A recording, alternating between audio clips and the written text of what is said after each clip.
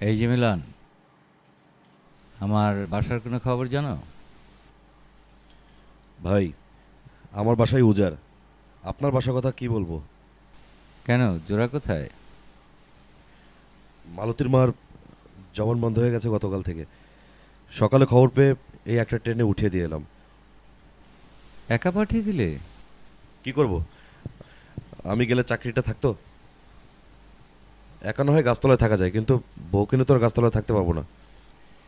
মিয়া শোনো, জোড়া যদি মেলে না, তাহলে গাছতলায় কেন, খোলা আকাশের নিচে থাকবে। এই যে দেখো না, লতা বেবি আমার জন্য জান দিয়ে দেয়। আর তোমার ভাবি?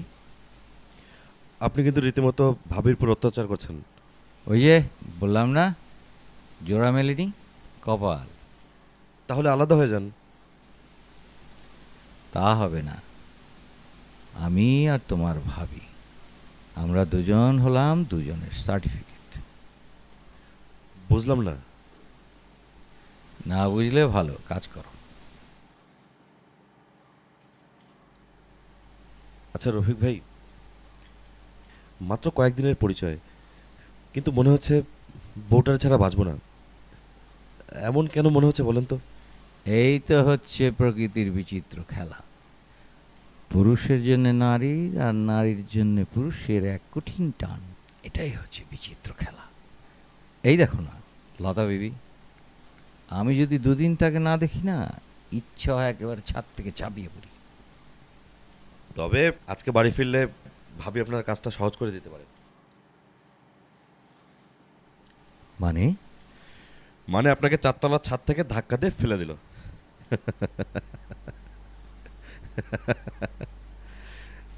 ভাই মিলন, তুমি ভাই আমার ছোট ভাই।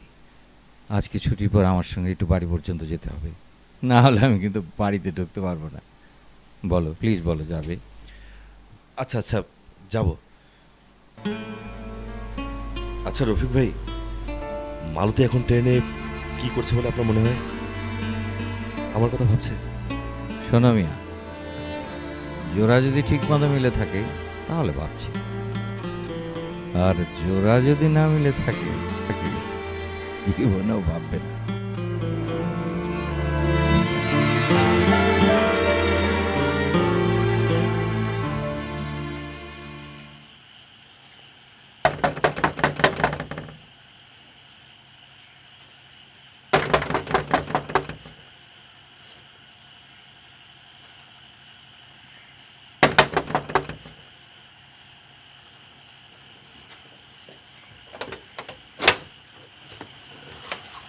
ইয়ে, ভাবি, ওই রফিক ভাইয়ের কোনো উপায় ছিল না।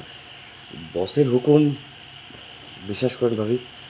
ও, না মানে, সত্যি বিশ্বাস করো। করলাম।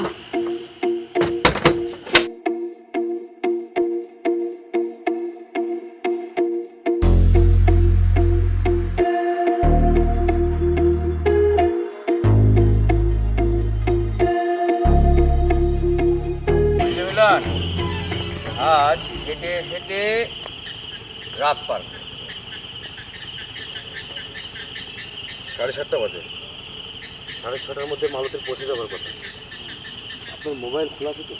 হ্যাঁ হ্যাঁ, তা আছে। দোয়া করো যেন ট্রেন হারিয়ে যায়, তাহলে তোমার বউকে আর খুঁজে পেতে হবে না। নইলে 8-10 বছর পর এই আমার মতন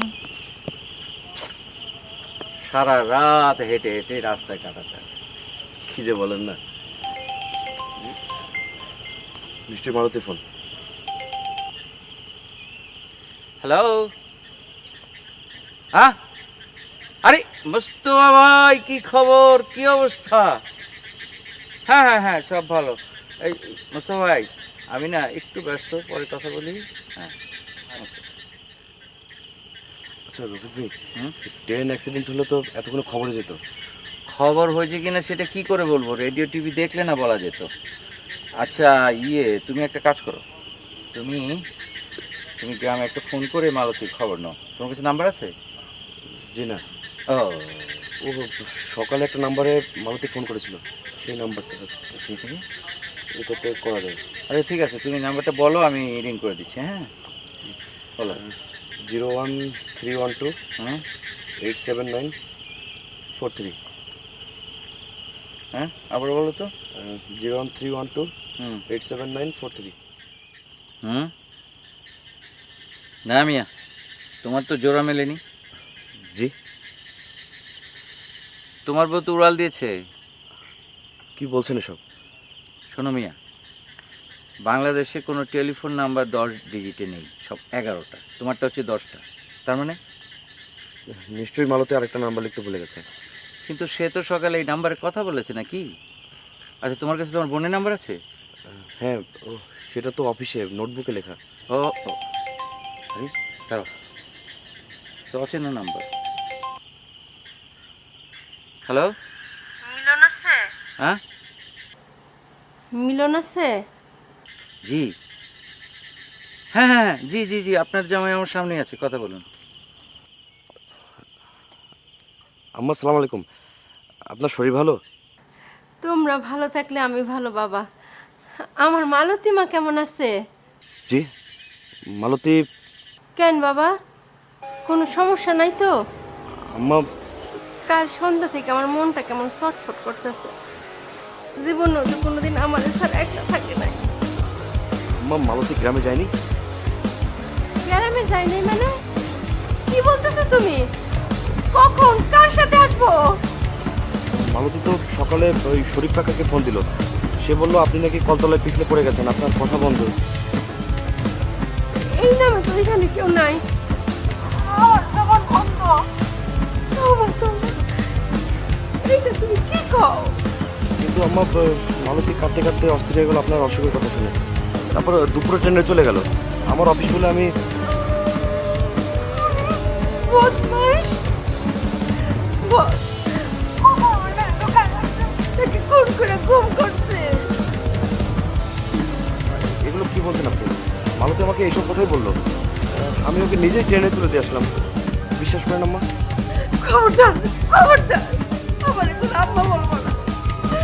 আমার মেয়ে আমার সামনে একটা দাঁড় করায় দাও। আমি আর কিছু চাই না।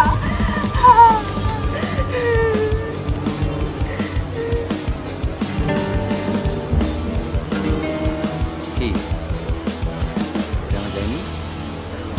জি না। অনেক বড় ধোকা খেয়েছে ছোট ভাই, তোমাদের তো জোড়া মেলেনি। কিন্তু এমনও তো হতে পারে যে কেউ হাইজ্যাক করলো বা খুন হয়ে গেল। কিন্তু তোমার এই শরীফ কাকার নাম্বার, ওটা তো ধোকা। ওর মাও এই নামে কাউকে চেনে না। কিন্তু আমার বিশ্বাস হয় না মালতী পালাবে। কেন পালাবে? কাপড় চোপড় সব নিয়েছে না অল্প? বিয়ের শাড়িটা বাদে সব। টাকা পয়সা?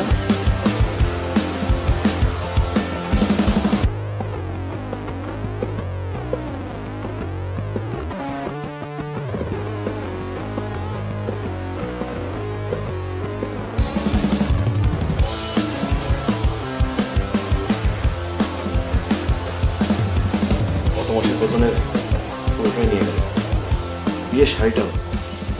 ব্যাস, আর বোধ হয় কোনো সন্দেহ নেই মিলন। কিন্তু ও কোথায় যাবে? কেন যাবে? ও তোমাকে ভালোবেসেছে।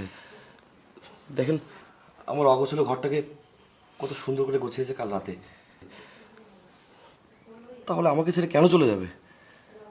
শোনো, তুমি একটা কাজ করো, তুমি ভোরের ট্রেনে গ্রামে চলে যাও, গিয়ে ভালো করে খোঁজ খবর নাও। দিনকাল ভালো না, ট্রেনেও তো কত রকম ক্রাইম হতে পারে, তাই না? টিকিট কাটার টাকা আছে? হুম